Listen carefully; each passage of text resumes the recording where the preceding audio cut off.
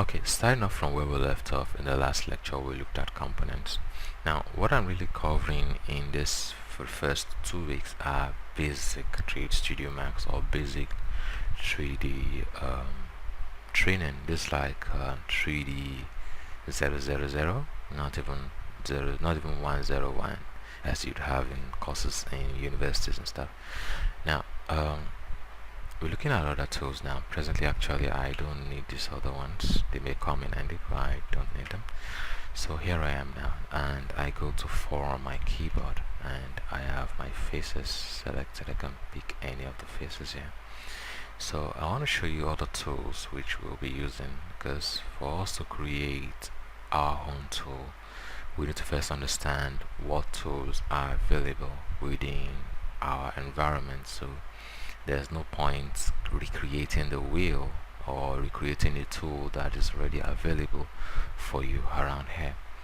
So the other tools you're looking at, you see edit polygon here. So these are practically the tools you would use in doing your edit. So this set of tools you have here are the tools you would use. Quite a lot of tools are actually in 3D Studio Max and other 3D applications, but let us just get into it. So I have my bevel. Please, you need to observe the way these tools work. Now it pulls it out, pulls it in, so we have it pulling out, then it's done. Then it can now reduce the size of the extension. Now that is a bevel. It gives you a chiseled look around the object. So look at it, gives you that chiseled look around it. And the same thing can be done to any other one. So it gives you this chiseled look also. And as much as you're extruding, so it has 2 operations built into it. It has extrusion and it has a scaling on it. So this same tool, you can actually achieve the same result using the extrude. So if I go back to my faces now, I pick a face, and okay, let's pick a more obvious face. Let's pick this. I pick this, and I go to my extrusion. I extrude it out. Then when I'm done, I go to my scale, which is R on my keyboard, and I scale it down. So apparently it gives me the same result. The only difference is that instead of having to do it twice or 2 operations, it's still going to be 2 operations at the end of the day. There's a tool that just does everything together. So in this particular case, I had to extrude, then I had to switch to another tool, which is the scaling. But in this case, one tool just does everything. So that's just the difference. So that still brings you to the major thing. Extrusion is the extrusion and insert edge loop is the greatest tool in the whole of the industry. Now that being said, the other one is the insert. Now the insert is still an extrusion tool. So let's look at it. I'm here now and I do the insert tool. So the insert tool doesn't really extend. It doesn't extend. It just inserts a face at the same level. Say it doesn't extend and it doesn't go inside. So if I come down here, for example, and I want to do this, you see it doesn't extend out. It's still an extrusion. So let's look at it in thinking extrusion now. So if I go to E on my keyboard and let's come down to this place, I pick on this and I do my Shift E, I extrude.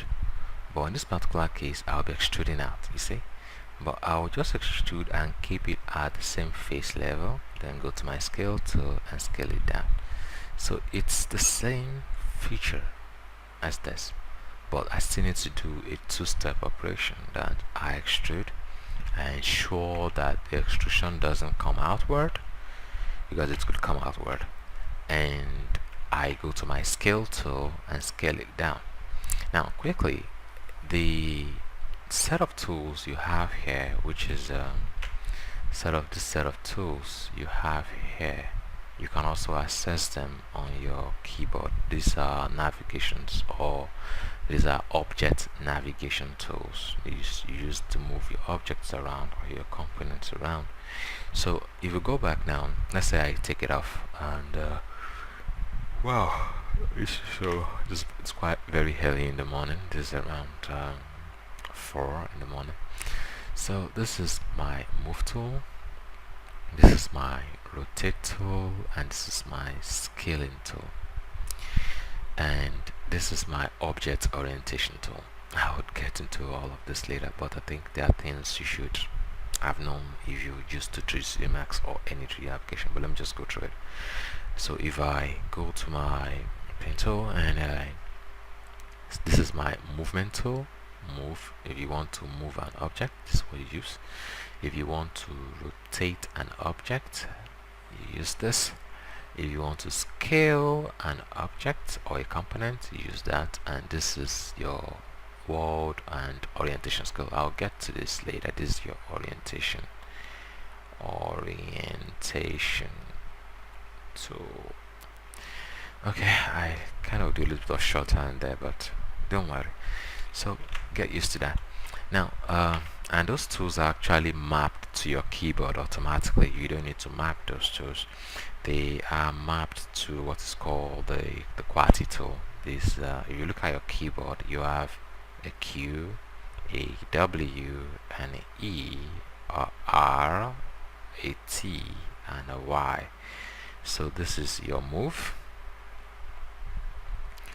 This is your rotate. Now you're wondering, R should be rotate, but that's how it is. You can change it yourself if you want to.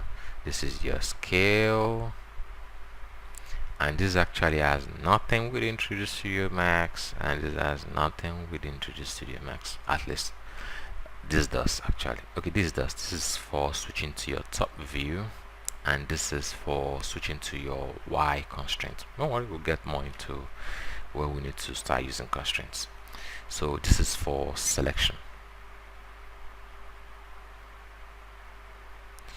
So this is your QWERTY tool.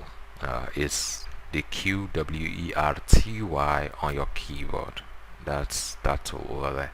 So you can just look at the configuration. Actually, this is universal for all 3D applications. So most of the tools used in navigation in 3D are found here. So let's go back, and we've covered two basic tools now, bevel and insert. So let's look at the bridge tool. Now the bridge tool, so what we've done here is that we have a insert face here. We've inserted a face here, and we've also inserted a face here. So if I pick on this face, so you see what is actually happening is that I selected this face and I have the scale tool following me about. So mistakenly, while selecting, at times, let me show you what happens. I'm trying to select and my mouse moves. This is bad. It's not very good. So if you have Q, use your Q on your keyboard, Q, you can select without being threatened with anything moving. So I can just pick select. So now I have my selection tool is giving me this. It's giving me a circular selection tool. Is because of this tool here. So I can change it to my rectangle. There are quite a lot of selection tools there, but you can just go through them. So I pick this, I pick on this face, and I pick on this face. Now let's see what the bevel tool, or no, the bridge tool does. The bridge tool actually bridges two faces together.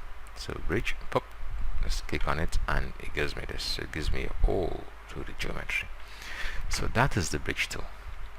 Now there are other tools that we'll be going into later, but at this point we've gotten to most of the tools you need in the field of architecture. There are quite a lot of other tools, but you don't need everything. This set of tools that we've looked into will take you all the way. Then when you're more comfortable and more convenient, you can begin to look at what other tools do for you. Also very important tool is the extrude along, spline, the edit triangulation, retriangulations, and the rest of them. But in the next lecture we are going to map out the bevel and the insert tool. Now by the side of those guys, you see there's a settings options there. So you can click on the settings option to decide how this particular operation works. So you can say, okay, I've done my bevel, and I can change my settings here for the bevel. So it's also applicable in Maya also. You have the same set of operations in Maya and most of the other 3D applications. So you learning this, whatever you're learning here is applicable across other 3D applications. Though our time won't permit me to go into all of that, but if you want me to go into that, you can just throw me a mail and I'll show you how you can do everything. Same thing here, as much as you can do in Blender, 3D Studio Max, and the other 3D softwares. So see you in the next lecture.